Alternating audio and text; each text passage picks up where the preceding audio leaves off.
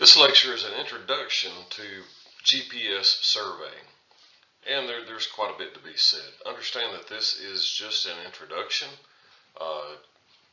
True GNSS material would be at least a full 3 semester hour course on its own, which would also include a content of geodesy, which is basically rocket science, which is outside the scope of this course. This is just intended to introduce students to GPS. And so this is a GPS satellite. They're about 11,000 miles up in space. They orbit the Earth, and they don't generally go over the North and South Pole. They basically rotate around an orbital plane that is offset from the equator. These are two fairly common types of receivers that are used in GPS surveying, and GNSS is Global Navigation Satellite Systems. That means that it's taking in all the satellites that are up there. GPS is technically confined to only the U.S. satellites that were put up by the U.S. Department of Defense starting in the 1960s and 70s.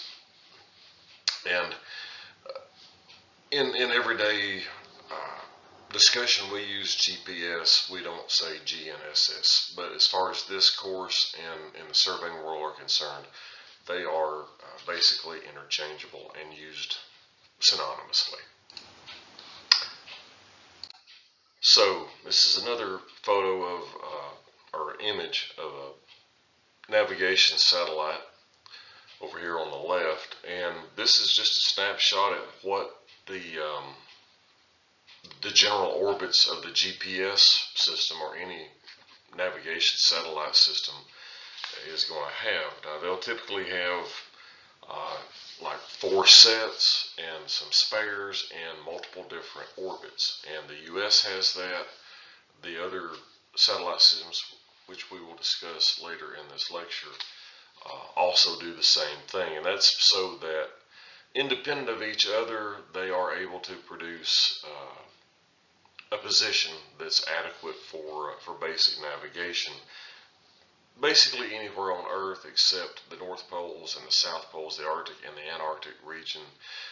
They don't have good satellite coverage, but it's really not a problem. So the way that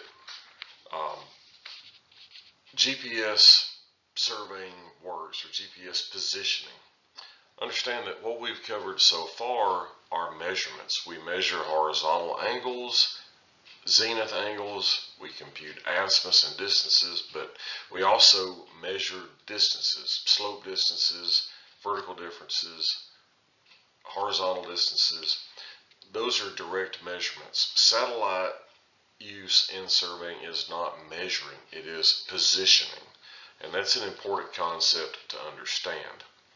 So how this works is, in 13.3, the book explains the GPS signal. Now, the satellite transmits a signal that contains a plethora of information. It contains an identifier that says this is satellite SV-18, satellite Beagle 18 of the U.S. Department of Defense, for example. It has the exact time that it was transmitted from the satellite, and it will contain ephemeris data. Now, ephemeris data is a geodetic or geodesy equation or relationship that says that at this particular instant in time, a celestial object is located at this exact position. Now, see, that's very precise. This is how the NASA computes how to intercept the space station, or how to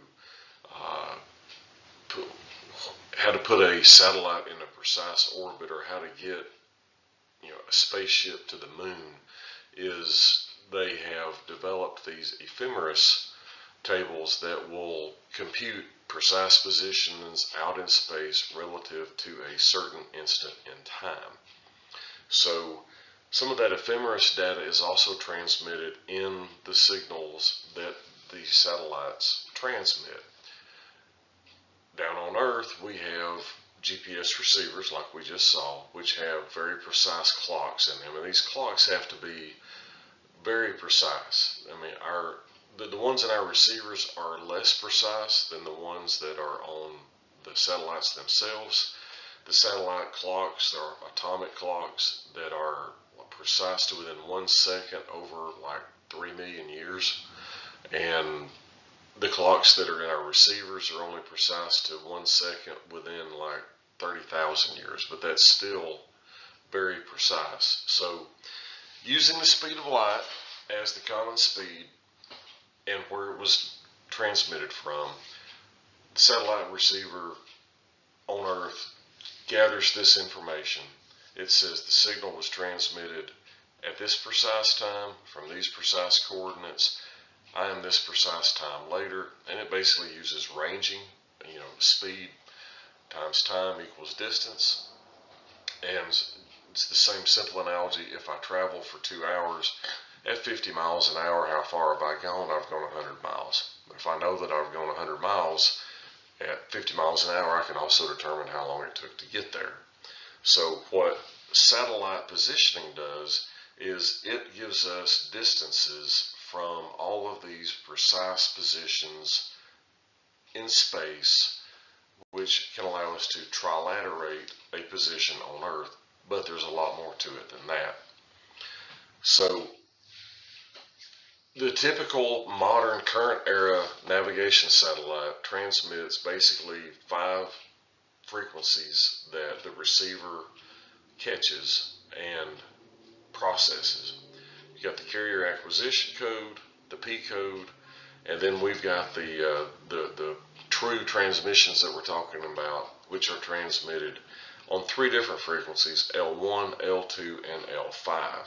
Now it's important to realize that if you picture space and these satellites up there, well, we'll get back to it, but while we're on frequencies, L1 is what our cell phones and our cars and most general navigation applications use.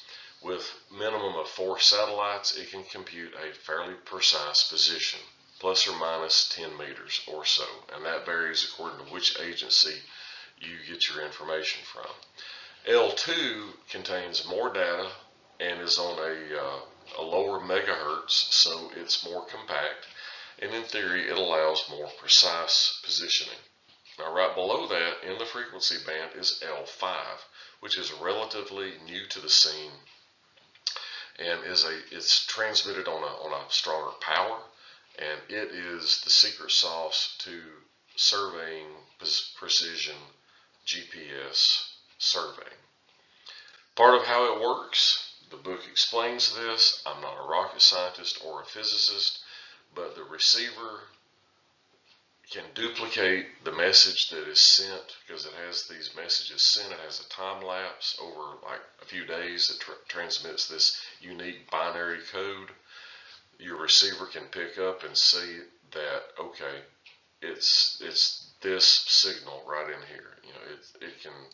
It can identify these precise ups and downs in the binary code are one to the other, and it knows that it's received the beginning of this one, which is supposed to be here, so then it knows the time delay, because not only is it computing the distance from the satellite using the time lapse that's recorded, it's also doing a code match to identify, I know that this particular part of the code was transmitted at this precise time. I received it on this precise time, so it knows the time difference there. So it can compute it 2 different ways, which almost everything in surveying of any precision or authority has a redundancy or a check. So it's computing the distance traveled from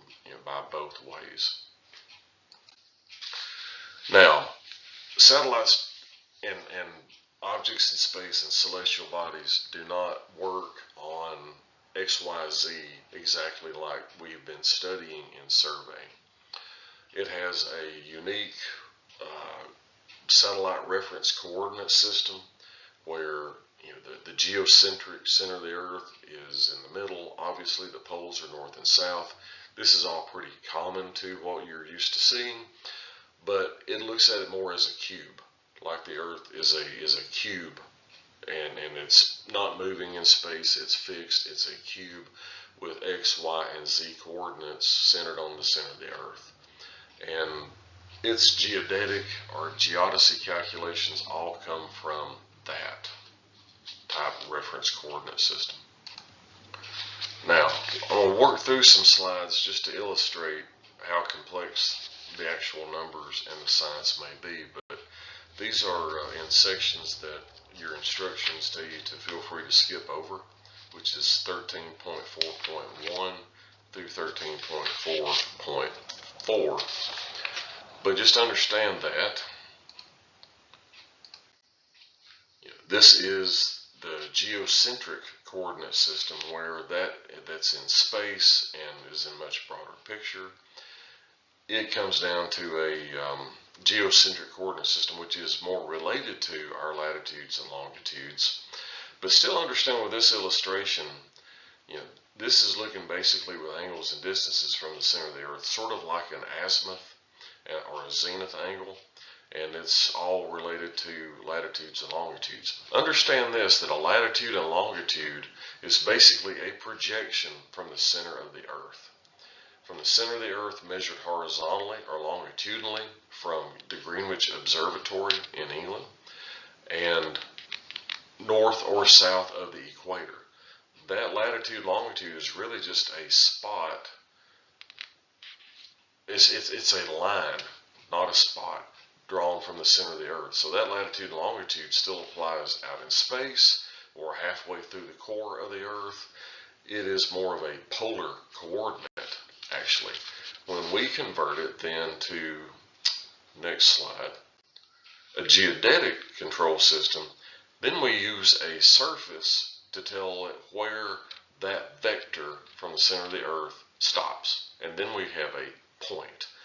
And a lot of this comes down to, or this does all come down to, the relationship between the geoid, the ellipsoid, and the Earth's surface. So a geodetic position, as we use it in surveying, is where that latitude and longitude, that vector coordinate, intersects with the ellipsoid.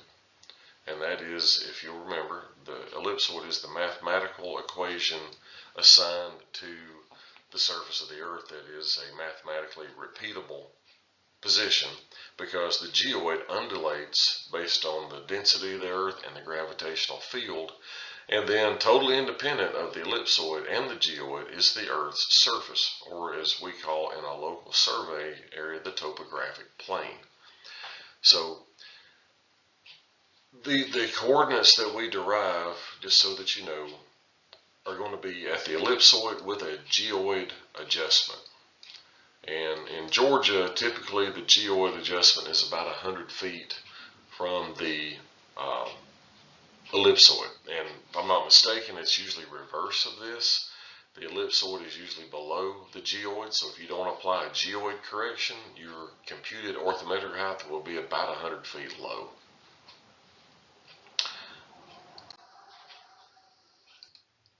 Now this gets into how we position. This is a very simple illustration.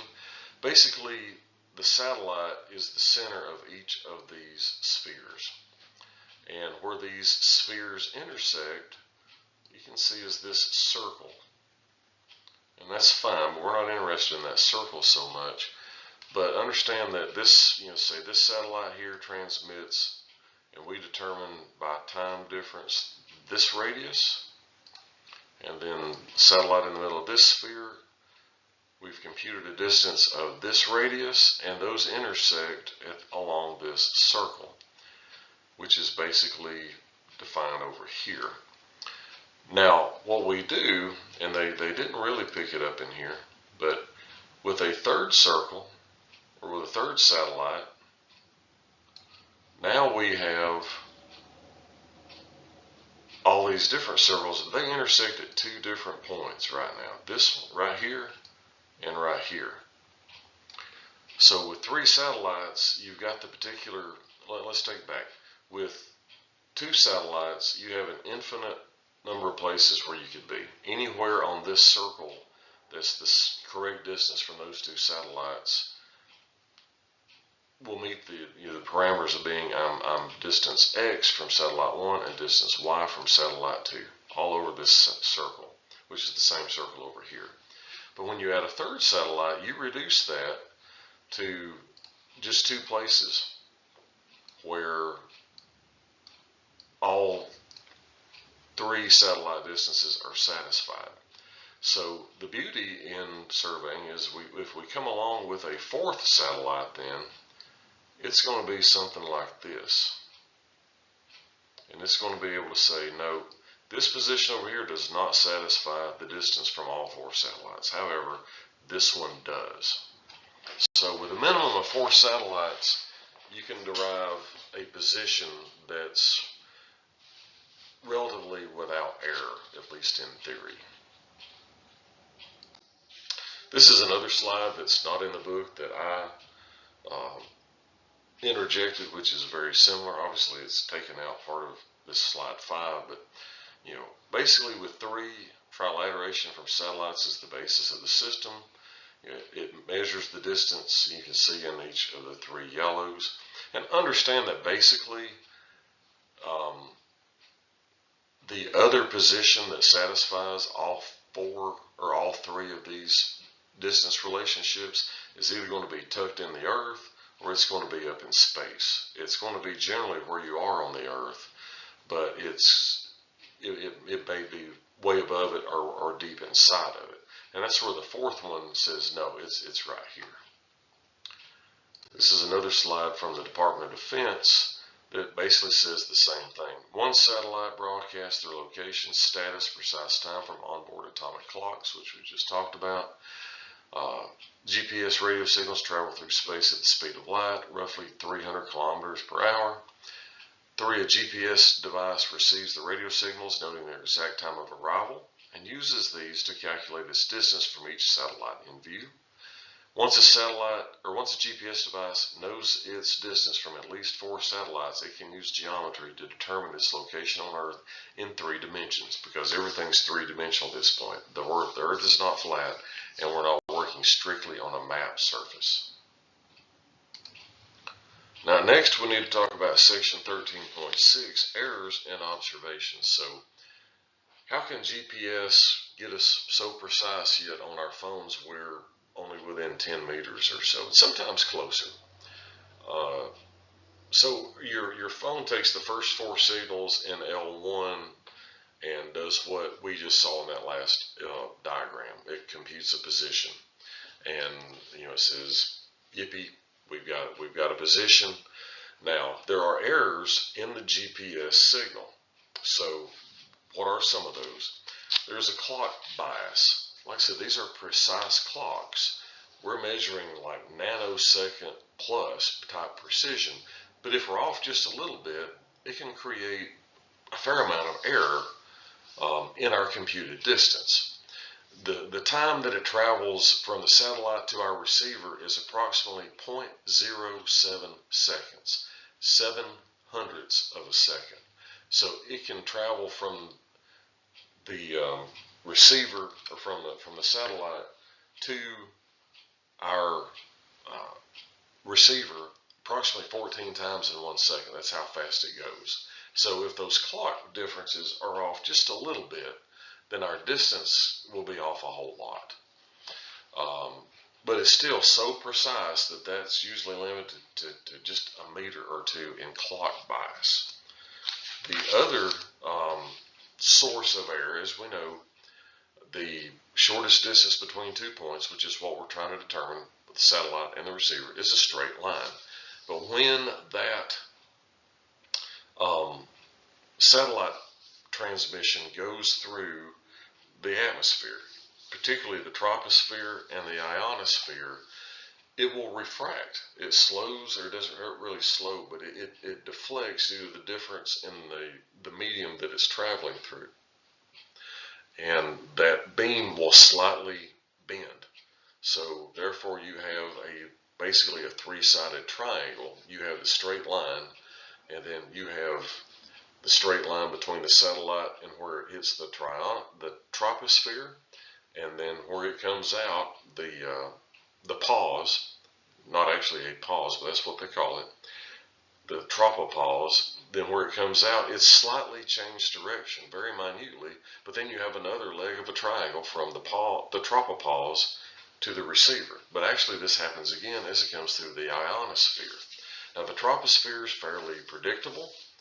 The ionosphere's interference varies all the time based on sun flares. Solar radiation can even be affected by other satellites passing through the path between our navigation satellite and the point on Earth, or airplanes. You can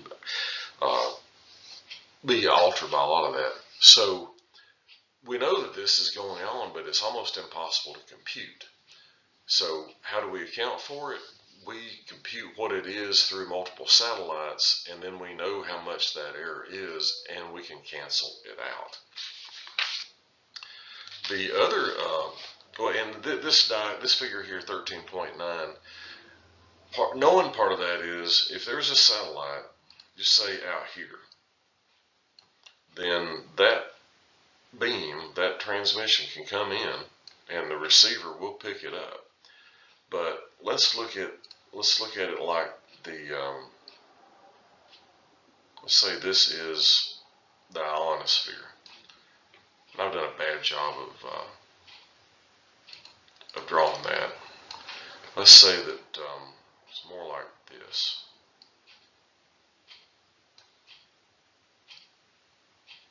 It's a little bit more uniform. Well, from this satellite way out here on the horizon, it's traveling a lot longer through the troposphere than this satellite is. And I've not drawn it to scale, but obviously you can kind of picture if it's way off in the horizon and there's this band that's parallel to the Earth and it's coming at a long angle, it's traveling through that for a long time. It's also picking up a lot of other interference and things and the refraction is a lot worse.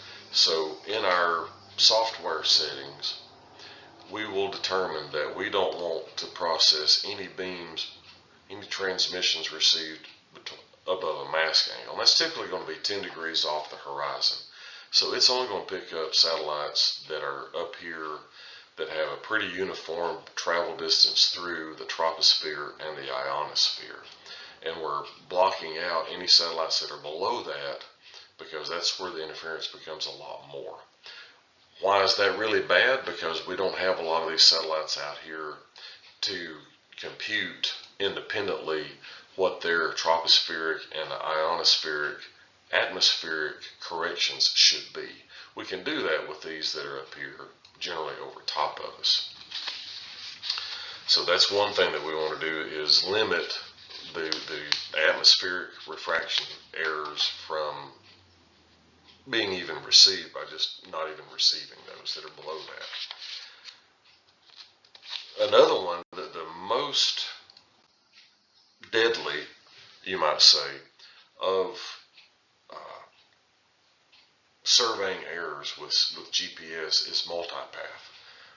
I've experienced multipath error lots of times, and you just don't know it, because what it's doing, let's just take this satellite up here. It's transmitting, but the direct path to the receiver right here is blocked by this tree.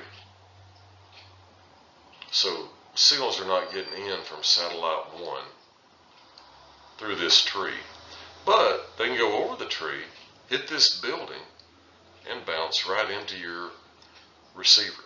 Now the obvious problem is that's not a single path from receiver to satellite.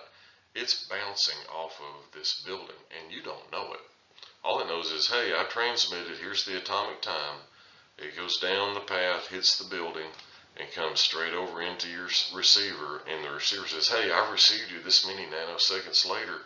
I know your distance, but it's not the distance, from the receiver to the satellite.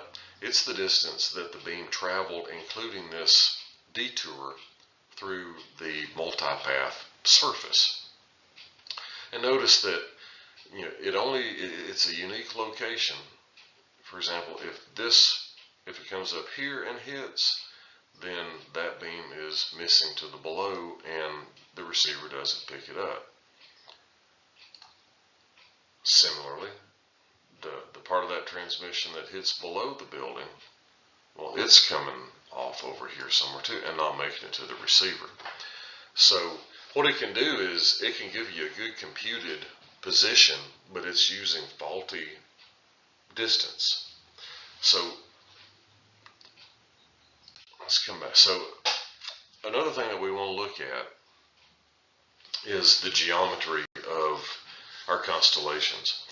And their figure 1311 doesn't do the best job of it. I've got this one that I really like.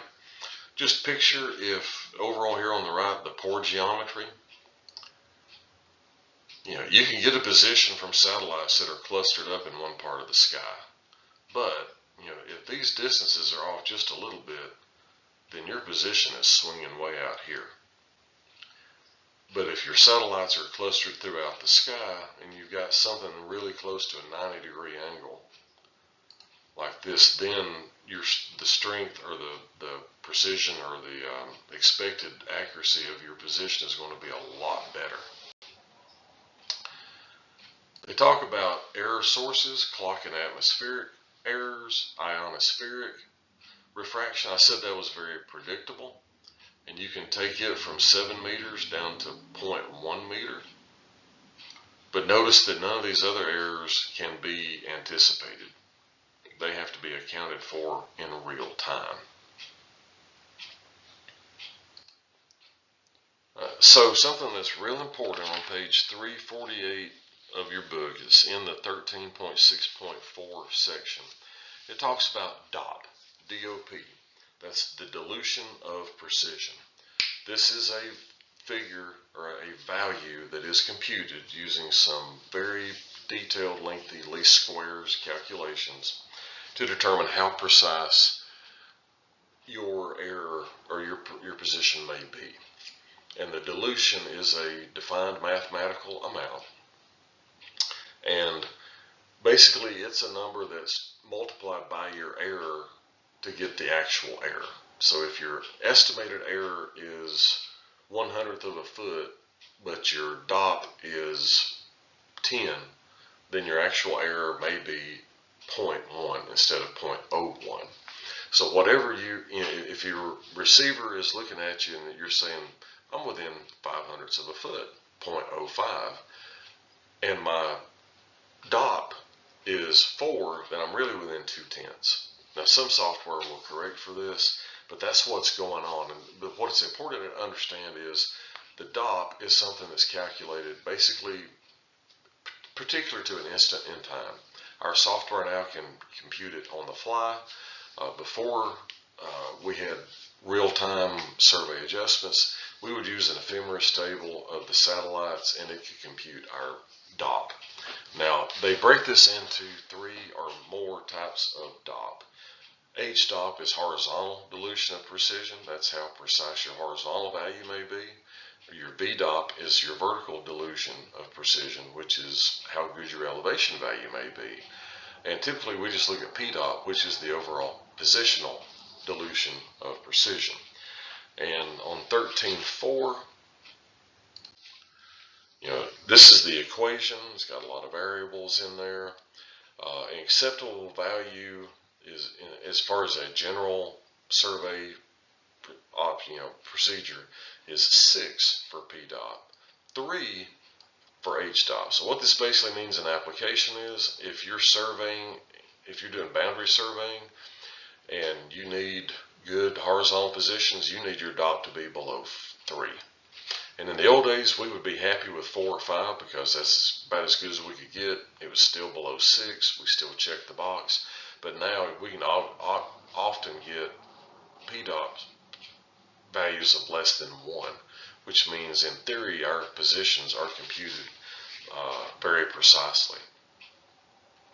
So now let's talk about how, we've got maybe meters of error floating around, and let's talk about how that comes in. And section 13.7 is where we really start getting down into how surveying works.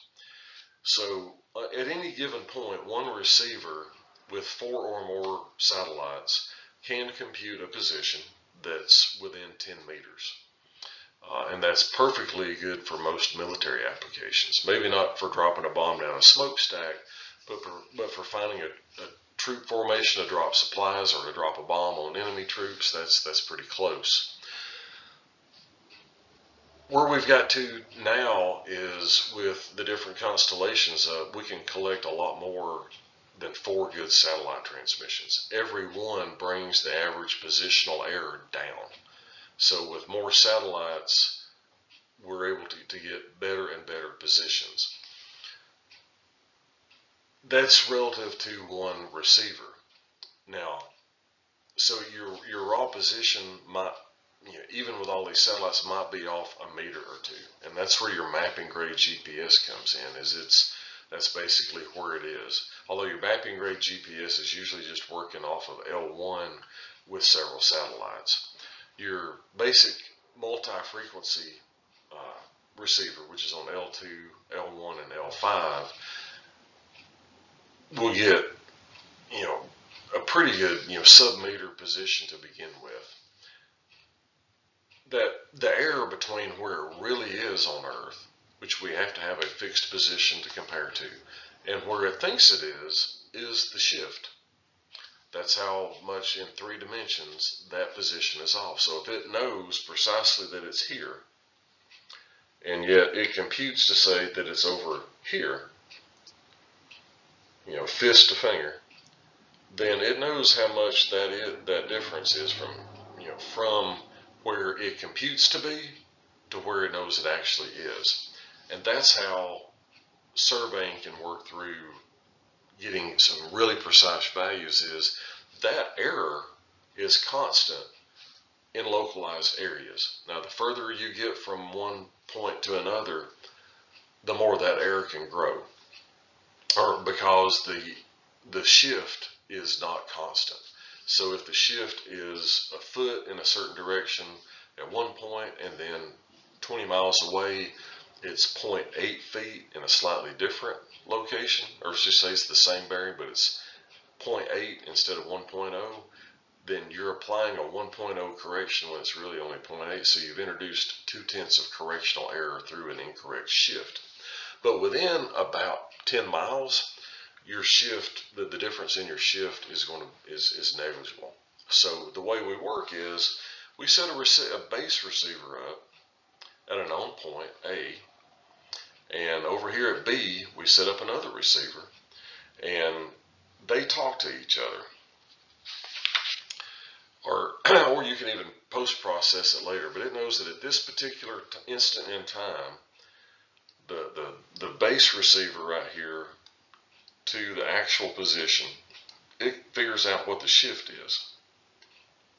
That's a 3-dimensional value, difference X, difference Y, difference Z. And then it comes up here to the rover receiver, the distant receiver. It also computes a raw position to where it thinks it is based on the ephemeris, the time travel, all these different factors. And then that same shift that's applied at the base is applied at the rover. And so, being that the shift is constant throughout the survey site area, then the error can be precisely computed using the estimated GPS position and the known. That shift can then be applied to a rover out there, and it gets a position that's very precise. Because what you're basically doing is you're determining a 3-dimensional vector from receiver to receiver. and then you adjust that vector over from the computed position to the actual position, and that slides the rover's coordinates over to the correct location. Like I said, there's a lot of math involved that is very advanced and way outside the scope of Survey 1 and Survey 2. There are courses in geodesy and GNSS applications that cover this very well. Now in the book they get down to section 13:11, which I think probably should have been put near the front of the chapter, but anyway, like we said, the GPS is one of the components of the global navigation satellite system. It's put up by the U.S. Department of Defense. It's our American satellites. There's 24 and some spares. The next one that came along was the GLONASS. I'm not sure what that stands for, but it's put up by the Russian government. And for many years, they had their values and they kept theirs encrypted to where nobody else could pick them up, and so did we, the U.S. And a few years ago, they agreed that it's just helping civilians and non-military efforts. So we're going to turn the satellites on so that everybody can use them, and that's good. Now, for a while, we had some GLONASS issues when the war in Ukraine started because they, at least this is what I was told. I'm not thoroughly researched it, but Russia didn't want Ukraine being able to use satellites to navigate and do things with, but I don't think that's a problem now. Besides the GLONASS system, the Galileo system is put up by the European Union. And I'm not sure why all the different governments decided to put up their own satellites when they could use ours, but I'm glad they did.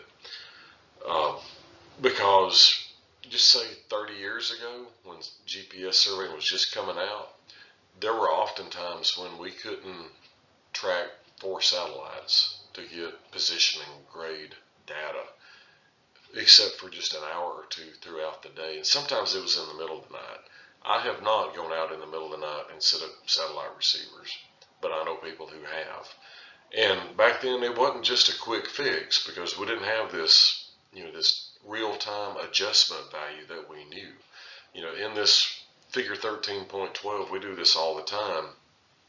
It's real time. We can set up a base. We set up a rover, like was the very first slide in the lecture, and it'll give us a precise position right then. Now, we'll let those cook, and by cook, I mean we'll let them collect multiple observations so that we can come up with a more precise position through averaging, get multiple redundancies. But it's real time to within a tenth of a foot usually, and then we try to tighten that down to a hundredth or two. But we would have to set up and observe at 3 different locations in order to get vectors. Well, it was more effective to use 3. You could just use 2, but we would typically use 3 fixed receivers. I've ran sessions as long as 4 hours because there wasn't enough L2 frequency satellites up there to be beneficial. And for a while, the L2 technology was very expensive, and there was a huge price jump to go from collecting only L1 to L1 and L2. Those were called dual frequency receivers, and now we call these multiple frequency receivers because we're up to 3, but really we're collecting 5, but only 3 navigation signals. So we're using multiple frequency receivers. So each time that we receive a signal from one satellite, we've got 3 redundancies. We've got L1, L2, and L5 to compute that distance from. Then you have the internal redundancy of the carrier shift versus the time traps, the ranging computation. So, each satellite's basically giving us 6 raw distance components to compute for each one. And that's why a lot of satellite receivers now are like 128 channel or 256 channel receivers, because they have to receive all these signals, and there may be more frequencies put up in the future. But with GLONASS, now again, in 98, the European Union jumped in and started creating the Galileo system. And in 06, this is a pretty new system. China put up their own. and I've heard this pronounced Beidou and Beidou. Beidou is how it's spelled in the English language, but that is the Chinese satellite system, and they're using a 35 satellite constellation. So these are spread out all over the Earth. We're only seeing a part of the horizon at a time. Obviously, half the Earth is dark, so we're only seeing a fraction of the sky. But it's not uncommon to pick up 20 or 30 satellites. Now, some of them may be below the mask. Another thing that the book covers, which is true, is satellite health. If they detect, there are these base stations that calibrate GPS data for the U.S. system on Hawaii and some other islands, where they are constantly checking the correction values or the signal data from the GPS transmissions to see how accurate their clock is. And when their clock starts going bad, they'll flag it, and they'll either make it to where you can't use it or can't use it for high precision survey work, but it'll put out a warning for satellite health. And usually the satellite itself will transmit and says, hey, my clock is not in good health. And your receiver software will say, well, don't use that satellite for the positional fix. So we got basic 4 constellations that are organized. There are supposedly some other smaller groups of satellites that transmit navigation signals that are being brought into the mix. But this is also how satellite surveying can be used in wooded areas where this never before worked, because the tree will not block every signal, but if you're looking through the tree, you can only see a portion of the sky. And usually, if you only got 4 or 5 satellites up there, at least one of them is behind a leaf or a limb part of the tree. But now, with so many satellites that we've got up there, there are windows in the leaves, especially in the wintertime, to where that beam can travel through safely and come right to the receiver, and we can get adequate PDOP in the woods a lot more frequently. Not all the time, but a lot more frequently than we could. And surveying the woods also increases the likelihood of multipath error. I hope you've taken this in. This is not a mathematically intense chapter. From our perspective in Survey 1, obviously there are a lot of really deep formulas and things that we could have gone into that would really stretch out the calculator, but I don't believe that was necessary. This is a Surveying 1 level introduction to surveying with GPS equipment, and I hope this has opened your eyes to how it works.